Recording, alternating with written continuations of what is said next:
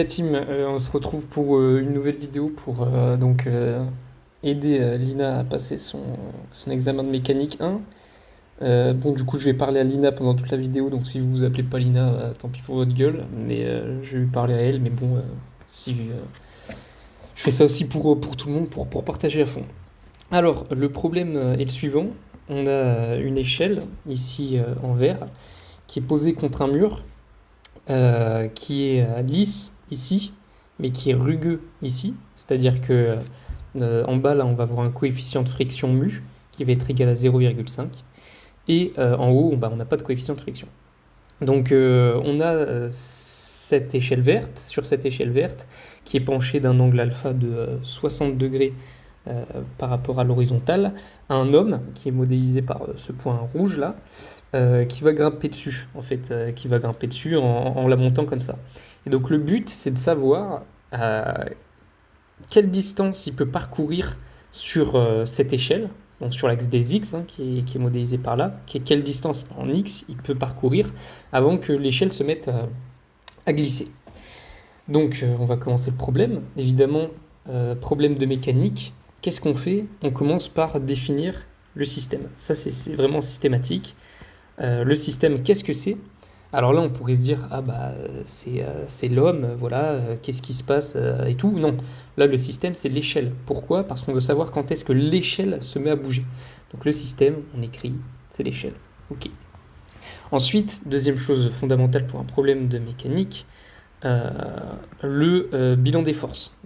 Donc, le bilan des forces, qu'est-ce qu'on fait? On prend une couleur du violet, par exemple, parce que c'est joli. Alors, qu'est-ce qu'on a? Donc, ce petit point rose, j'ai un peu anticipé. Qu'est-ce que c'est? Ça va être le point d'application du poids de l'échelle, parce que donc elle va agir sur son centre de gravité, qui se trouve au milieu de l'échelle, tout simplement, hein.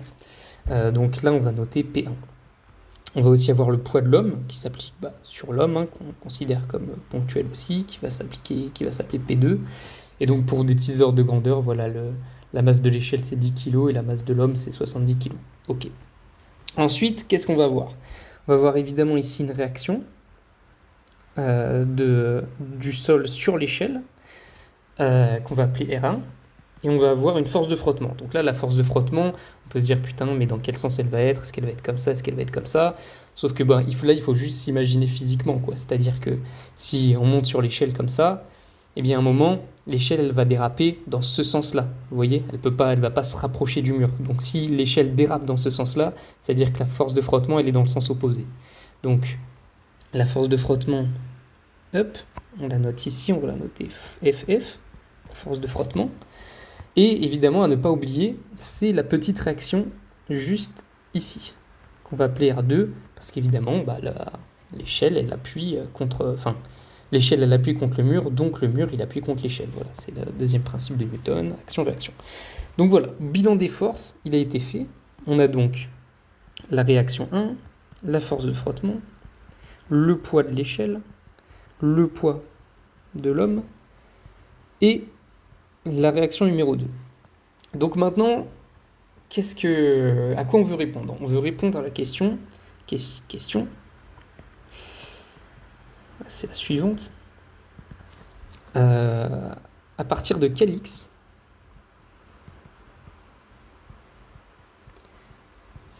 l'échelle bouge, en fait. L'échelle bouge. Point d'interrogation. Donc là, on peut se dire, ok, bon, c'est pas très clair, qu'est-ce qu'on peut faire? Donc déjà, quand on est face à ce genre de problème, c'est quoi les premières idées qu'on peut faire? Donc déjà, il faut partir vraiment du fondement, c'est quelle est, quand on a un problème comme ça avec un coefficient de friction, la condition pour que l'échelle bouge. Donc en fait, on sait qu'on a, note, on n'a pas de glissement, pas de glissement. Donc ça veut dire, ça se prononce ment, hein. Pas de glissement tant que la force de frottement, elle est inférieure à mu fois la réaction 1. Ça, c'est juste dans le cours. Si vous voulez, vous avez plein de vidéos sur internet qui montrent, par exemple, si vous prenez un petit cube qui est sur une table, et que vous lui appliquez une force de frottement, vous le tirez comme ça, eh bien, il va falloir un moment qu'une certaine force soit appliquée, c'est-à-dire que par exemple, si là on prend un vecteur force comme ça, bah, peut-être que le cube il va pas bouger. Si on prend un vecteur force comme ça, le cube non plus va pas bouger. Mais si on prend un vecteur force comme ça, il va se mettre à bouger. En fait, ça c'est juste une représentation de cette formule qui montre qu'il faut appliquer une certaine force pour qu'il y ait un glissement en fait. Voilà. Donc maintenant, voilà, donc on a cette condition qu'on va encadrer, qu'on va souligner, parce qu'elle est importante. Du coup, qu'est-ce que ça veut dire? Ça veut dire qu'on va avoir glissement dès que, donc on a glissement dès que la force de frottement, pardon, c'est en norme, c'est évidemment, hein, sinon ça veut rien dire, dès que la force de frottement, elle est égale à mu fois la réaction 1. Ok, donc ça déjà on va l'encadrer, c'est très important. On va l'encadrer. Ok. Maintenant, on se dit, un peu le premier réflexe quand on ne sait pas quoi faire, ce serait de se dire, bon, on fait une seconde loi de Newton et on bombarde. Sauf que là on voit que si on applique la seconde loi de Newton, on va pas réussir en fait à faire apparaître du alpha, on va pas réussir à faire apparaître du x, donc pardon, ça j'efface, ça ne sert à rien.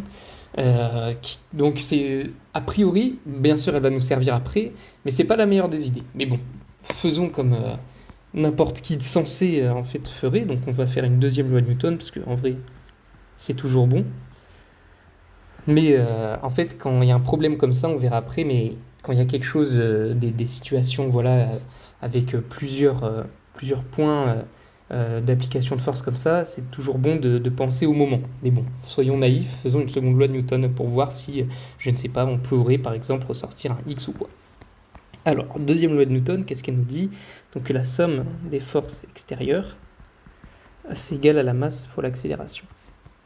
Donc là, c'est bien sûr l'accélération, la masse de l'échelle, l'accélération de l'échelle. Sauf que là, on est en fait dans la situation limite où l'échelle ne bouge pas encore. Si vous voulez, on cherche pile le moment où l'échelle va bouger, mais où elle ne bouge pas encore, si vous voulez. Donc c'est-à-dire que l'accélération de l'échelle, elle va être nulle. Donc maintenant, somme des forces extérieures, on a dit qu'on avait la réaction 1, plus la force de frottement, plus le poids de l'échelle, plus le poids de l'homme, plus la réaction numéro 2, égale à 0. Donc ça c'est vectoriel. Maintenant on projette sur les axes EX et EY, tels que définis par ce repère de coordonnées. Donc voilà, on voit ici que suivant EX, on a quoi comme force? Enfin, suivant l'axe X horizontal, on a quoi comme force? On a la force de frottement ici, et on a la force de réaction qui est là. Donc projeté suivant EX, la seconde loi de Newton nous donne, donc sachant que EX, on a pris le X positif dans ce sens, ça nous fait plus la force de frottement, plus la force de frottement moins la réaction 2. Pourquoi le moins? Parce que la réaction 2, elle est dans le sens inverse de l'axe X. Et bon, on aurait pu prendre très bien dans l'autre sens, c'est juste une histoire de convention, hein, évidemment, il faut juste rester cohérent partout, égal à 0. Et suivant Y, qu'est-ce qu'on a? On a R1, on a plus R1, moins P1, moins P2. Sauf que P, c'est quoi? C'est mg.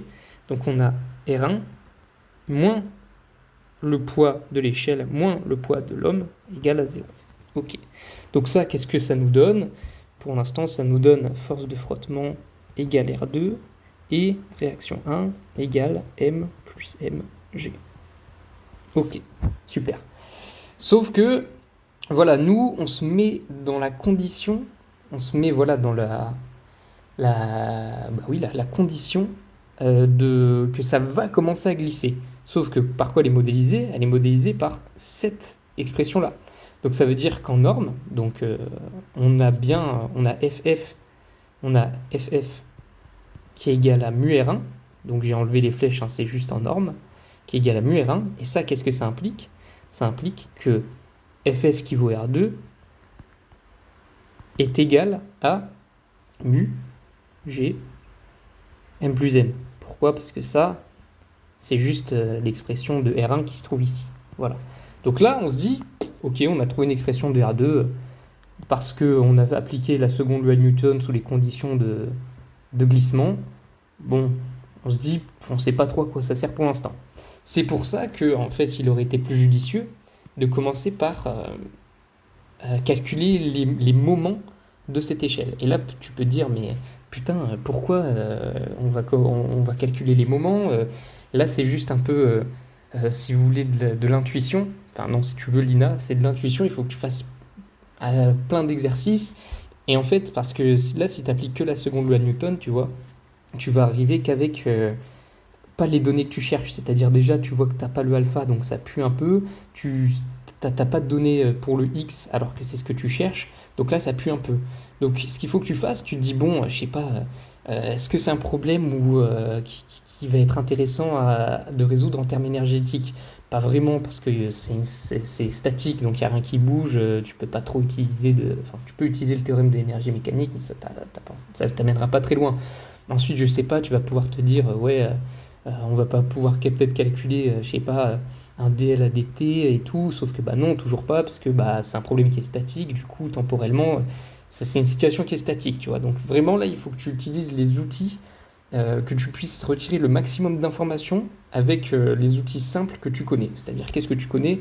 Deuxième loi de Newton, tu connais les moments, tu connais les moments cinétiques, sauf que bah, même les moments cinétiques, dans le mot moment cinétique, il y a le mot cinétique, qui vaut, donc, parce que toi en suédois, je sais pas comment t'appelles ça, mais qui vaut euh, OM vectoriel MV, donc où ça c'est une vitesse, et si tu vois qu'elle est nulle, bah ça va t'avancer à rien. Donc pour l'instant, ce que tu connais, c'est juste ce qui peut être utile, la deuxième loi de Newton, et l'évaluation des moments.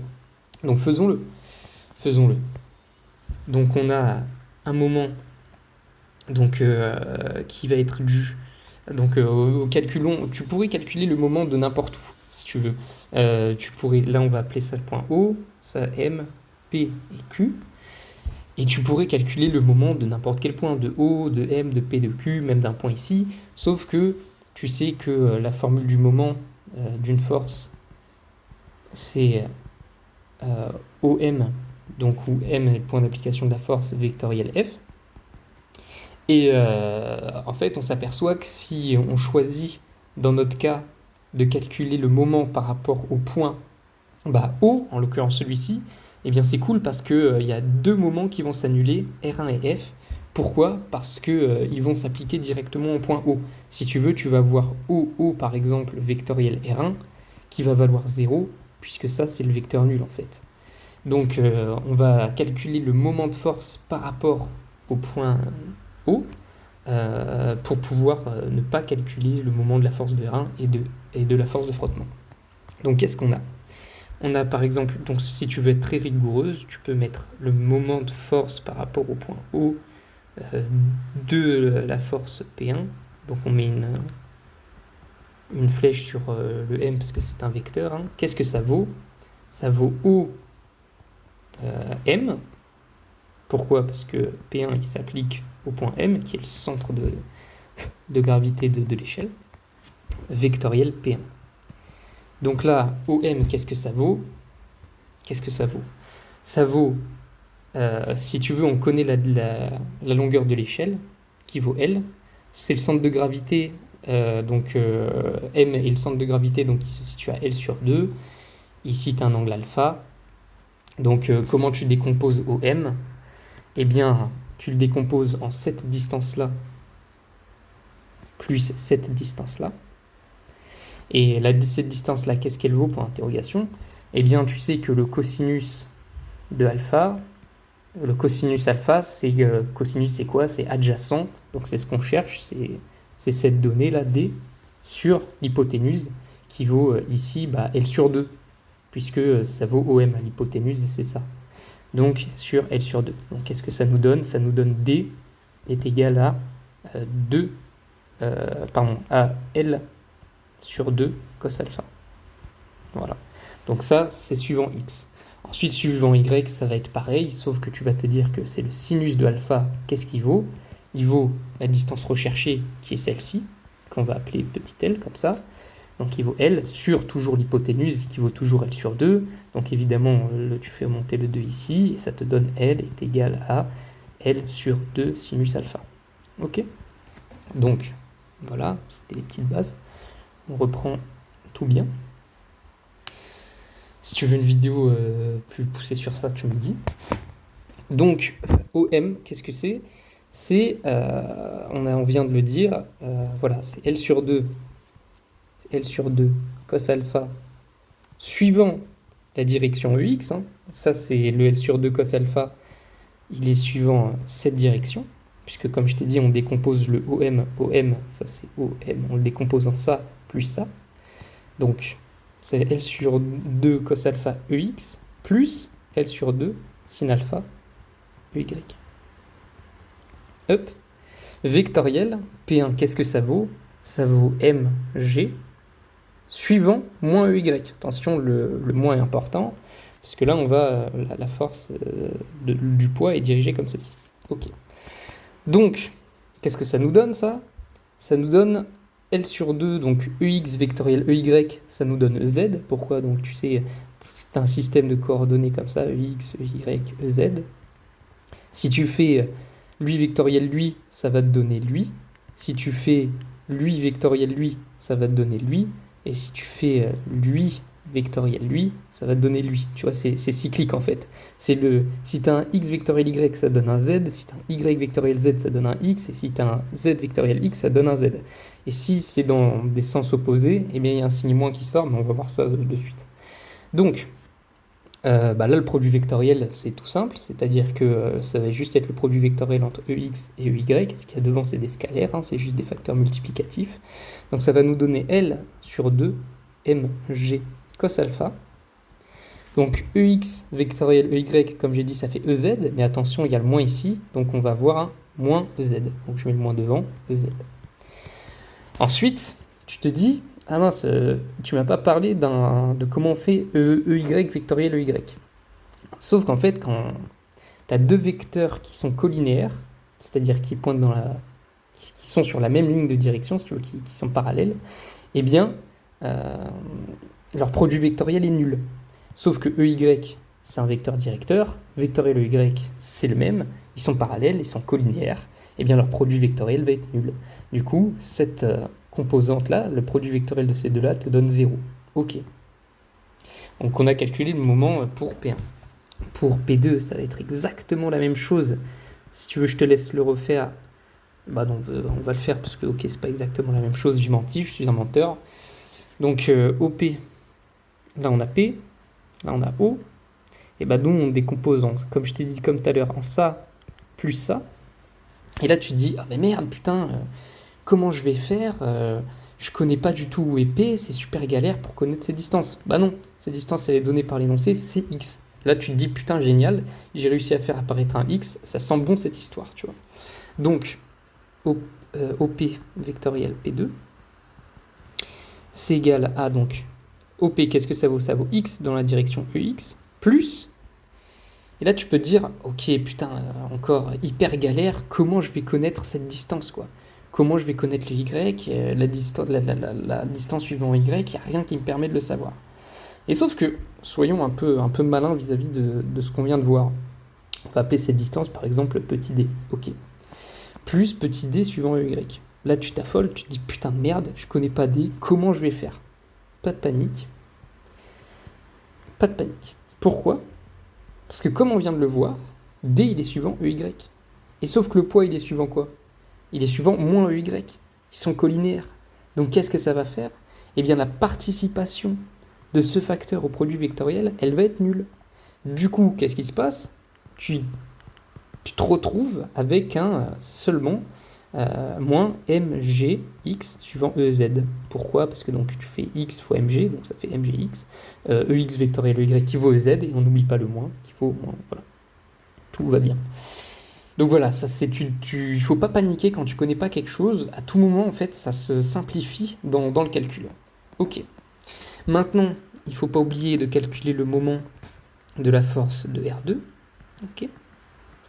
Qu'est-ce que ça vaut? Ça vaut OQ. OQ. Voilà, qu'il a. Vectoriel R2. Vectoriel R2. Et donc là, si tu as un peu de pif, tu vois, tu te dis, ok, R2 il est suivant quoi? R2 il est suivant moins EX, si tu veux. Il est suivant moins EX. Et nous, on veut OQ. donc OQ. OQ. Et donc tu vois que OQ, comme depuis tout à l'heure, on va le décomposer comme ça et comme ça.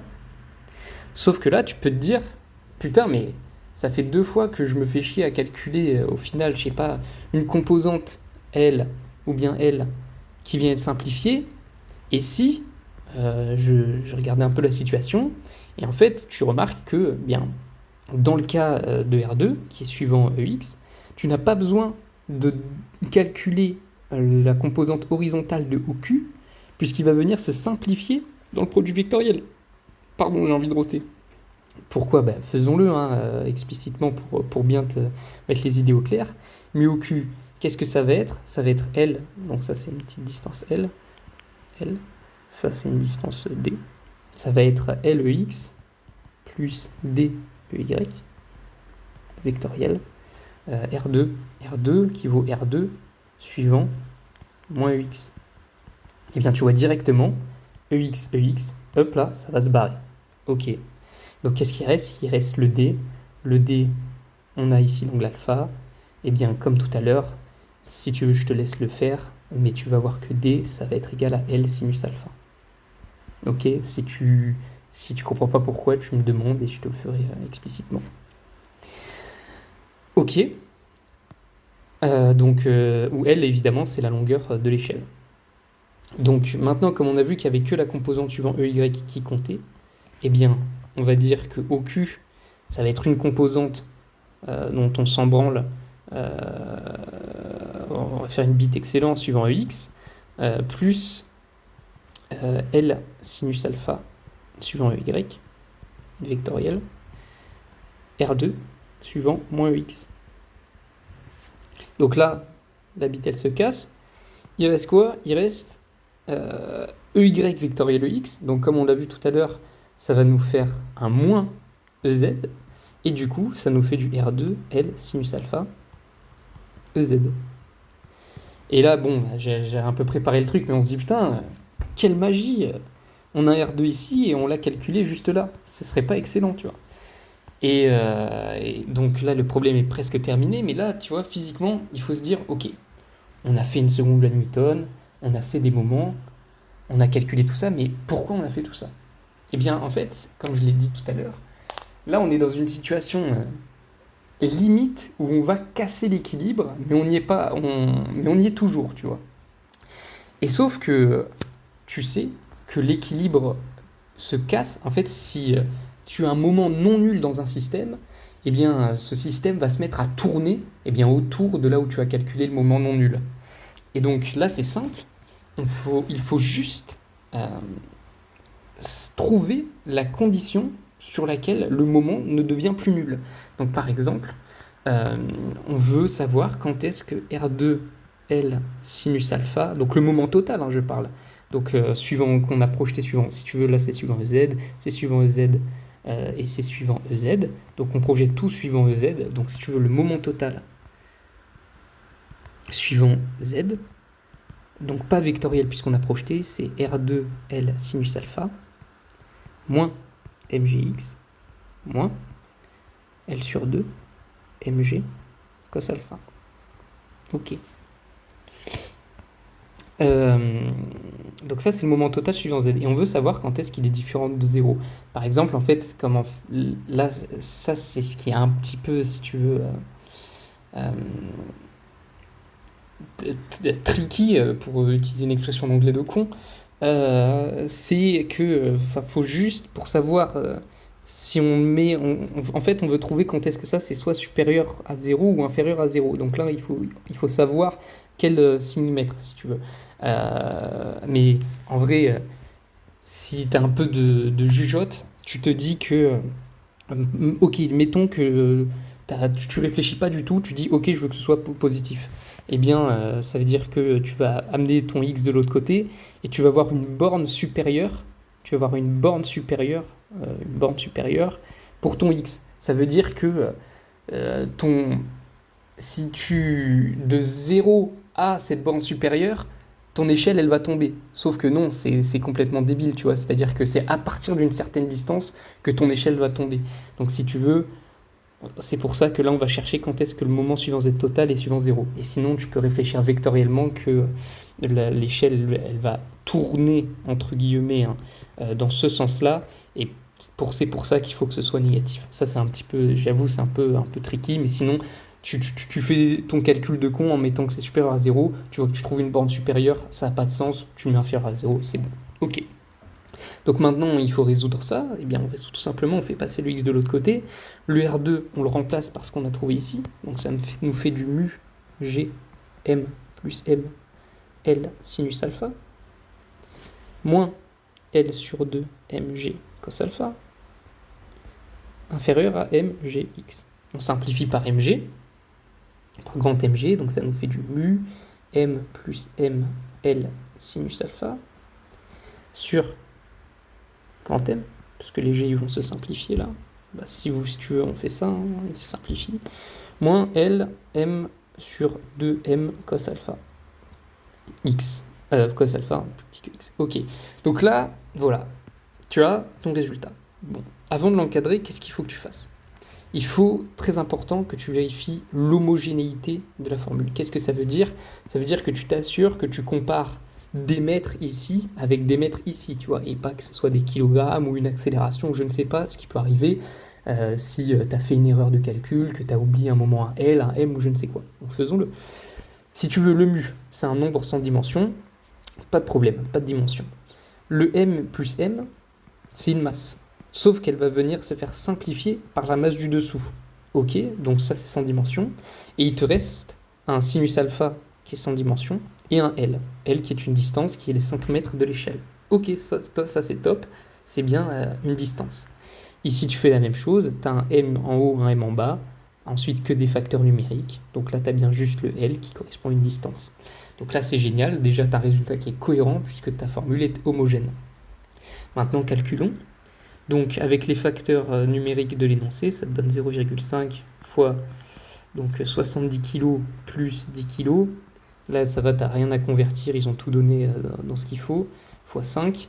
Plus, ah oui, attention, le sinus 60 degrés, c'est pi sur 3 radians, ça fait gaffe, ta calculette, faudrait que tu fasses attention dans quel mode elle est, sur 70 kg, moins 5 fois 10 sur 2 fois 70 fois cos de pi sur 3, plus petit que x. Et donc ça nous donne, tout ça là, si tu le fais, ça te donne environ 2,3. Je vais vous dire, attends, exactement ce que ça fait. Ça fait 2,29579. Sauf que bon, partout dans l'énoncé, tu n'as que des trucs à 1 ou 2 chiffres significatifs, donc tu mets que 2 chiffres significatifs, ça te fait 2,3 mètres. Donc voilà, c'est-à-dire que dès que x va dépasser 2,3 mètres, eh bien, l'échelle va se mettre à glisser. Donc voilà, on a résolu le problème. Donc si tu veux que je t'en fasse d'autres, il n'y a pas de souci. Là, je vais le poster sur YouTube. De toute manière, on se voit ce soir. Et je te fais des bisous. Et si tu vois ça, j'espère que tu vas te détendre en mécanique, quoi. Allez, bisous.